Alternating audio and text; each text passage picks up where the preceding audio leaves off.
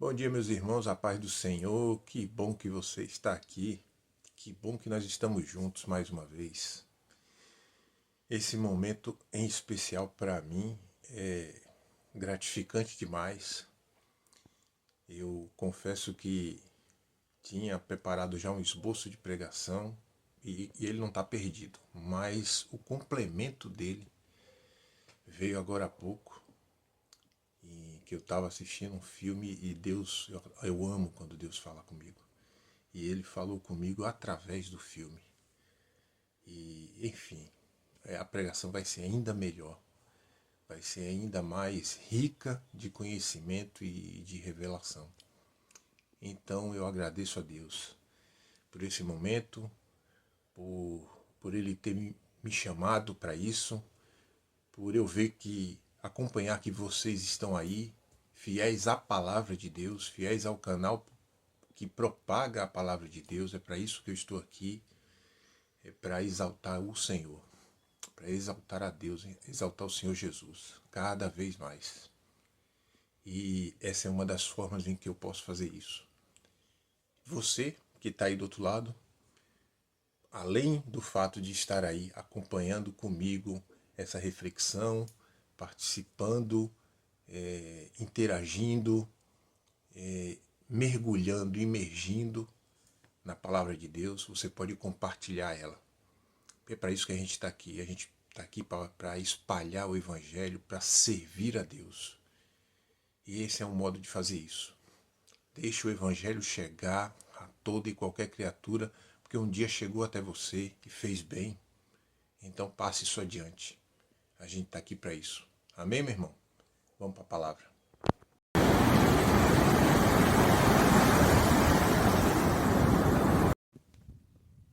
A palavra de hoje está em Romanos 6, do versículo 1 ao 14.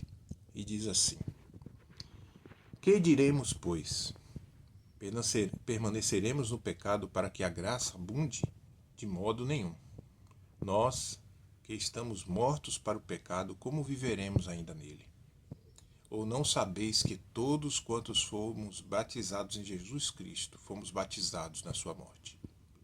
De sorte que fomos sepultados com ele pelo batismo na morte, para que, como Cristo ressuscitou dos mortos, pela glória do Pai, assim andemos nós também em novidade de vida.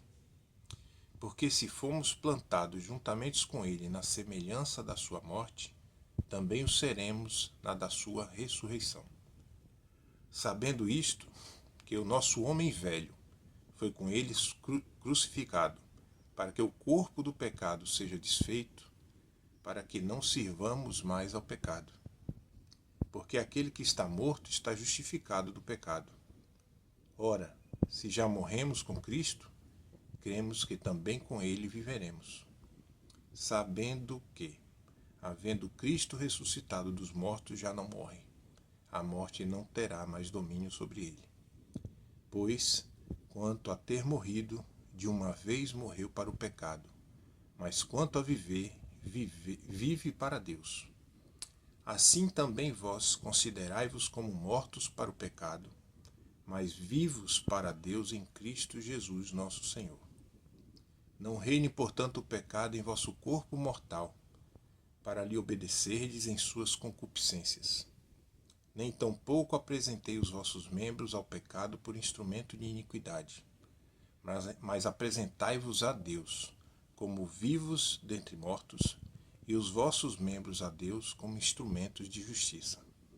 Porque o pecado não terá domínio sobre vós, pois não estáis debaixo da lei, mas debaixo da graça. Meus irmãos, certa vez, eu ainda morava em São Paulo, estava recém-convertido, e eu trabalhava à noite, né, madrugada dentro, e às vezes o movimento caía, né, as pessoas dormindo, e você fazia ronda, então eu tinha aí, vamos dizer, 15 minutos entre uma ronda e outra.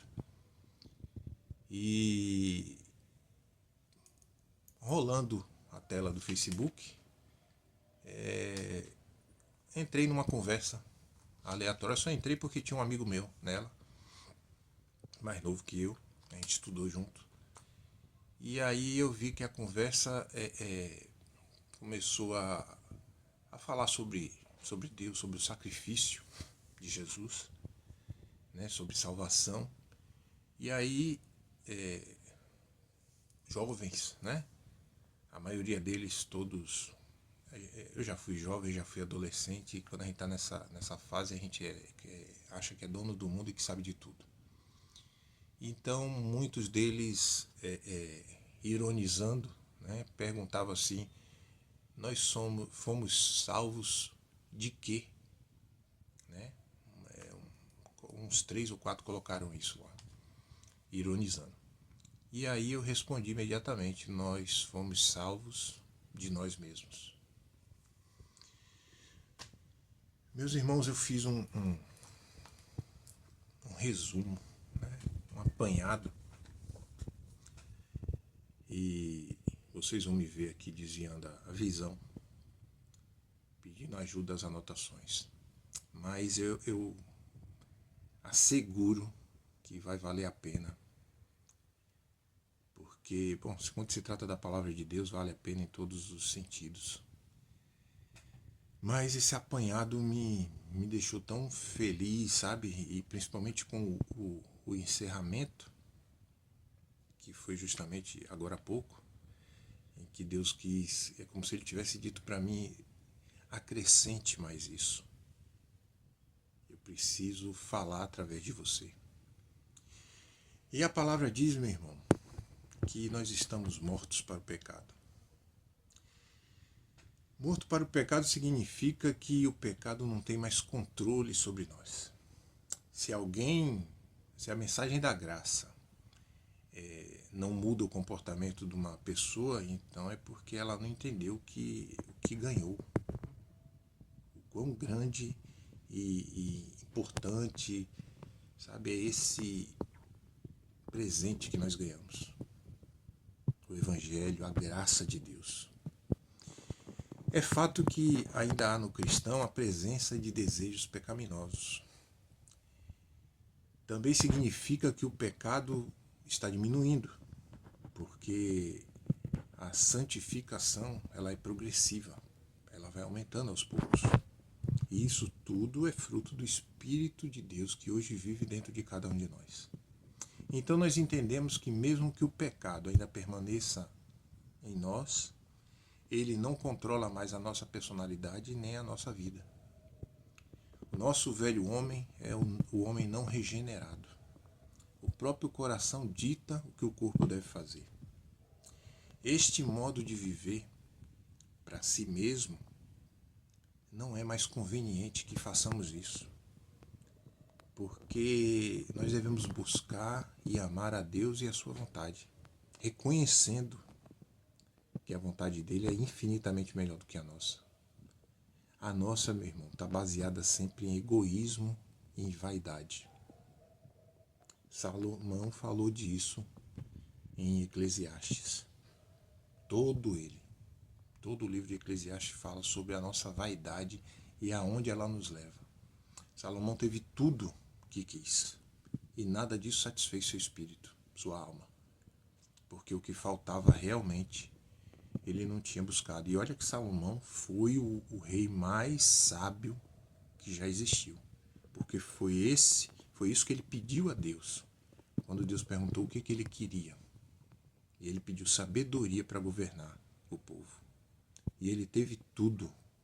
Mas como ser humano que era, havia vaidade em seu coração. Pecado. E ele, infelizmente, se embrenhou nesse caminho para reconhecer mais tarde que tudo é vaidade, que nada daquilo gratificava, satisfazia o coração dele, porque a satisfação plena e verdadeira não está nesse mundo. Ela só pode vir do Espírito Santo de Deus, da graça de Deus, daquilo que Deus nos presenteia. Não podemos praticar o pecado habitualmente, porque eventualmente não estamos progredindo. Nós até podemos pecar, mas o pecado agora nos causa repulsa, e isso nos mostra que o pecado não reina mais sobre importante dizer isso, meu irmão. Você já deve ter passado por isso. Você que tem, que é convertido, você que adicionou o hábito de ler a Bíblia, de estudar a palavra de Deus profundamente, de refletir sobre ela. Você que ouve, é tão bom isso, meu irmão. Você que ouve Deus falar contigo durante o seu dia, sabe?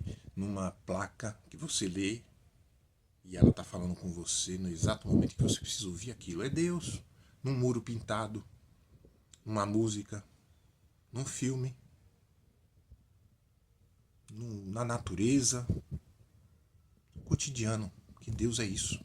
Ele é presente o tempo inteiro.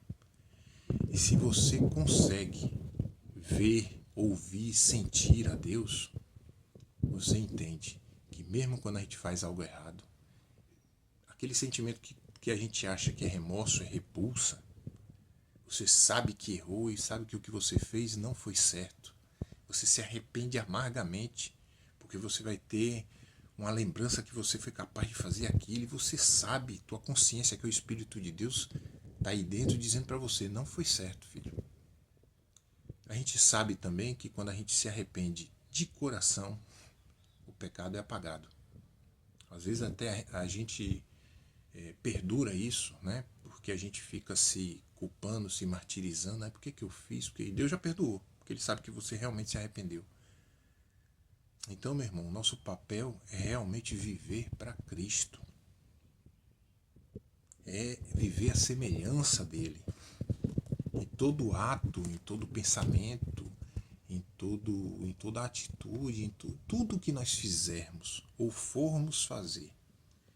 Se nós pararmos por 5 segundos para pensar o que Jesus faria, a gente está no caminho certo. A gente vai buscar a semelhança de Deus. Mas mesmo assim, estou deixando bem claro, vão haver tropeços. A gente vai pisar no tomate uma hora ou outra. Mas o importante é não desistir de acertar. É não desistir de continuar buscando o alvo que é Jesus Cristo. Enfim, assim o maior segredo de uma vida santificada está na nossa mente. Consiste em saber que o nosso velho eu foi crucificado com Jesus Cristo e que através dele estamos mortos para o pecado e vivos para Deus.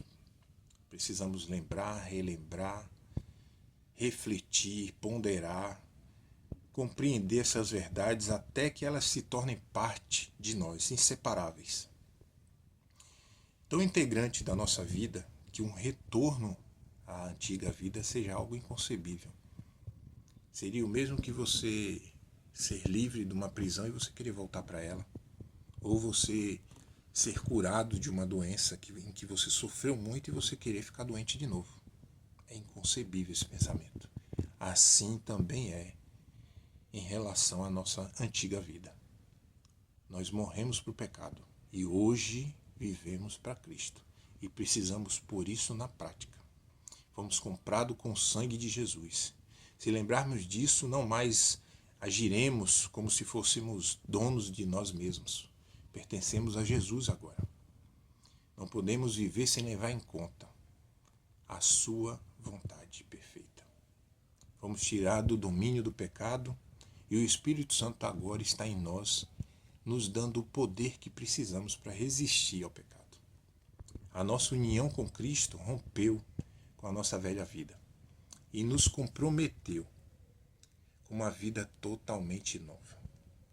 E entre essas duas vidas, meu irmão, está o batismo, como uma porta entre dois cômodos que se fecha para um e se abre para outro.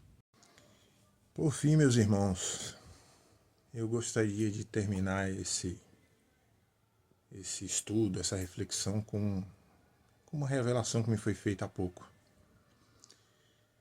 Passamos aí pela Semana Santa e ouvimos tanto falar no sacrifício de Jesus por nós, que entregou sua vida por nós, por cada um de nós. E aí eu lembrei também do momento em que Lázaro estava socorrendo um amigo que era leproso e ele não se incomodou de tocar nele. E isso era, na época, tocar em leproso era sentença de morte. E Jesus falou, não há maior amor do que esse, do que dar a sua vida pelo seu próximo. Foi o que ele fez. E às vezes a gente se atém muito ao fato de Jesus deu a vida. Literalmente falando, ele deu a vida. Muitos de nós, ou todos nós, não seríamos possível. Todos não. Graças a Deus tem umas. Eu conheci uma pessoa que deu a vida por uma pessoa que não conhecia. E a gente já ouviu várias pessoas fazerem isso nos jornais, né, nas notícias da TV.